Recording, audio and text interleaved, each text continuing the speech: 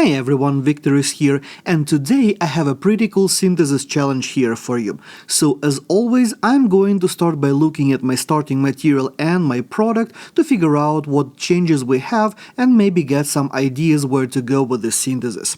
So first of all, what I see in my starting material is that we have two different functional groups. We have this alkyl halide and we have an alcohol.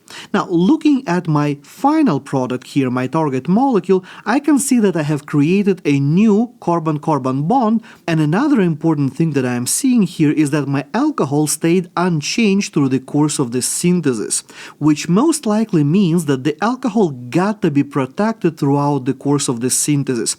Another thing that I am thinking here is that we typically make carbon-carbon bonds via the Grignard reaction, and Grignard reagents, they are incompatible with alcohols or anything acidic, which does mean that protection of the alcohol is indeed a good idea. So what I'm going to do here, I will start my synthesis by protecting my alcohol, and as the protecting group here, I will choose my trimethylsilyl protection. That is a pretty good, pretty versatile, relatively easy to put on, relatively to take off protecting group, and it is going to be resilient to most of our conditions, so that is a good choice for us. Then, from this point, I'm going to take my alkyl halide and I'm going to convert that into the Grignard reagent. And in order to do the Grignard reaction here, in order to make my new bond, I will bring the aldehyde looking like this. Now, here, the reaction is obviously going to go like this. Our Grignard reagent is going to attack our aldehyde, and as a result, we are going to end up with the following alkoxide, which, after the acidic workup, going to give us the alcohol.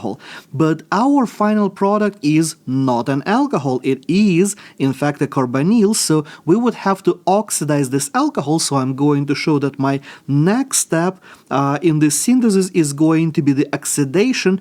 We can choose PCC or any other reagent, essentially doesn't matter what you choose, because this is a secondary alcohol and secondary alcohol can only be oxidized into a ketone, so it really doesn't matter what sort of oxidation technique we are going to use. PCC is the shortest one to write, so why not?